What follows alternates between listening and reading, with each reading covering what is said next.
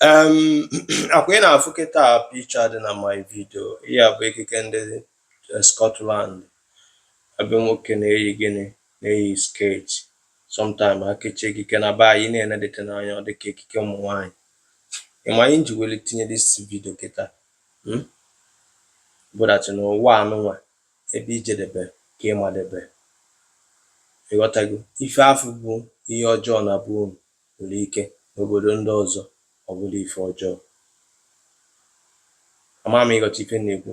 That is why na ịbata na some Asian country nwere country na-enye ashawo license ashawo na-akwụ tax mana ịma na ọma mmenwu na Nigeria. Achọrọ m ịkpọba the country afọ but to go and do your own findings. Nwere country nọ n'ụwa a na-ele ntị nwaanyị ọ bụrụ nwunye temporary nwoke a nọcha na country ahụ pụọ mana agreement ya na nwaanyị ahụ end ya na ya akwụ ụgwọ.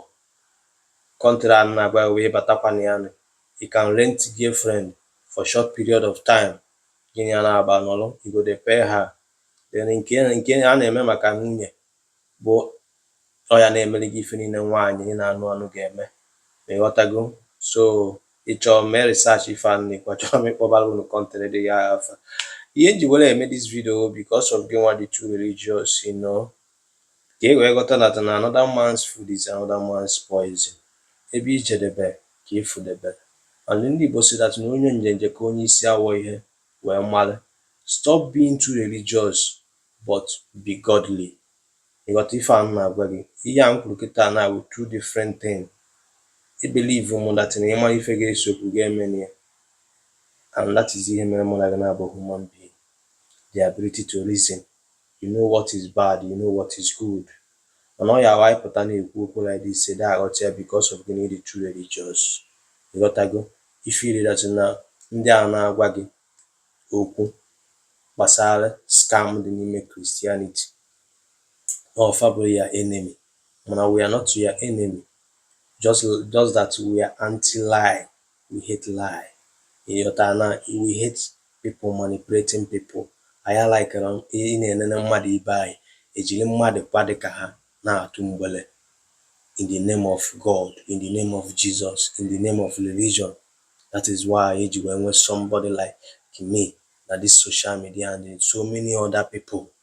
Do you understand? So ife afọ ife iri that na ọ bụ njọ na bụ nwere obodo ọbụla njọ. Ịbata na Scotland kịta ọ na Christianity anọrọ ya mana ife a bụ ekike fa mana akwụkwọ ahụ ibu kịta gwara gị that na ga-enwere ife nwoke tinye ebe nwaanyị nọ ga-enwere ihe nwaanyị tinye ebe nwoke nọ. Some of unu aghọtara the concept of that ihe afọ ikwuru ebe afọ na ịbịazie na Nigeria be anyị ibozie dazi na skirt bụ ihe dịrị nwaanyị na nwoke asopozuru iyi skirt and na trouser bụ ihe dịrị nwoke na nwaanyị asopozuru iyi trouser. Do you get my point? But na ihe na-ene anya na some cultural things dị n'other countries ifo that na ife afọ ị na-condemn na ya country na ndị ọzọ ada condemn. Now the question goes like this. Ọ bụ na Chineke George ya gị that ya God George ya gị na Nigeria as nwoke bụ na iyiri skirt ke God ga George ndị Scotland because in their way of life this dressing in Africa is not a sin. Like ịbata na some Asia country ị ya apụtasị gị akpọ n'isi ala nyere anything mana o nwere ndị Asia country bụ nọọ ebe awụrụ mmadụ ka ji ekene etu ọ ya wepụta n'ala Igbo ndị Igbo na-ana aka a na-ekwe mmadụ n'aka a na-ana mmadụ eto. Asia country nwere ndị ọya ha ya ekene gị ha ya eme etu a they will bow before you. That is their greeting. Elukwa na temple ebe fa na-ekpe ekpere they will still bow to that their ancestors or their image. One day kịta m ga-epost unu that their temple here ka efe ihe na-ekwu. So ihe a na-awapụta na-agwa ife ụwa anụ nwe ka ụwa anụnwa dị ife ịmara ọkarịrị gị ịghọtago ụwa efu nwe ka ụwa dị obodo ọbụla dị n'ụwa nwe ka fa si wee nọrọ and o nwere ife fa na-eme ndị bụ unu na-asọ nsọ. That is why ndị Igbo ji were asị gị that na omenala ndị delefa ka nke be anyị nwee ike ịdịla anyị. Ndị Igbo nwere ada condemn omenala obodo ọbụla until ndị ụka abịa. ịfụzia nwanne ọ na-akọndem nwanne because of gịnị na o believe n'ife nyanwa believe, because of gịnị na introduce rie foreign religion, then ọ na-akọndem ozi nwanne nọ na their own traditional religion.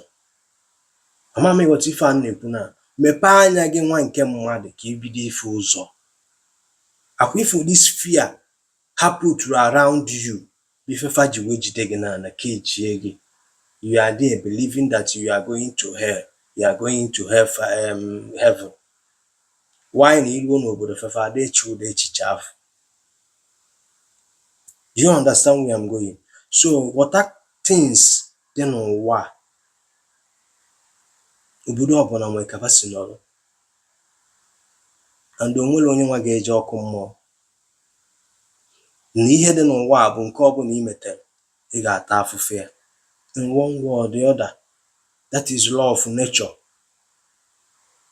Ihe ọbụla i metere n'ụwa ị ga-face really the repercussion in no distance time. And achọ nke ịghọta that na some things ị fụrụ ị na-eme na be anyị kịta ịpụtara ekechi isi na ị na-eje chọọchị, ịghọtago na ị suppose na-eghebe isi gị oghe. Ọ bụrụ etu a ka ndị Eshia si wee mee understand. Ndị Eshia na-eghebe isi gị oghe were abata chọọchị, mana be anyị they will not allow you. Ndị Eshia na-eyi trouser, na-eyi ma bun short were abata ime chọọchị.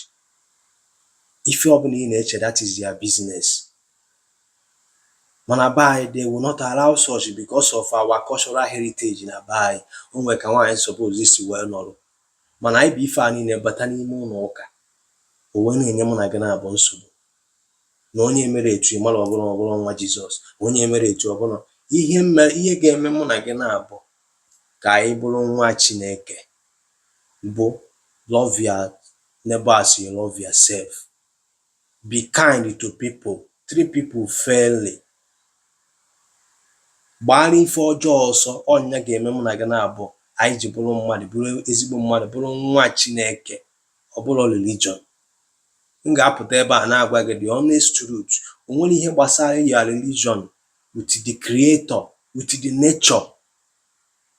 Religion o nwere ihe dịka onwere Chineke egwuru ọnyaahụ ibe religion. Jizọs gị nwanụ ehibekwuru religion. Mana ọ ya abụ apụta na-akọwara gị something ka ị nwee ike ị na-amụta ife, ị na-akọ ọnụ, ị nọ na comment section na-abuse people. Ebe ka ihe ji religion gị je?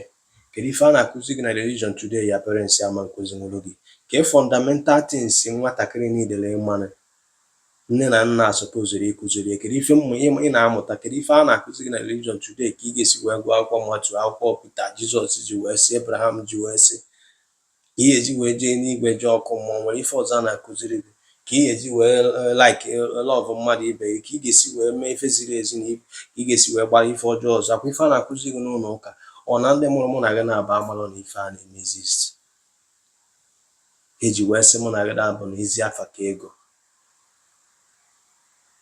Ekenekwe gị nwa onye Igbo na-ege m ntị. Ndị Igbo si na uche bụ mmadụ, na ọkụ ghara ite ugbo ihe dị n'ime ite. Help m share this video. Ka emesịa.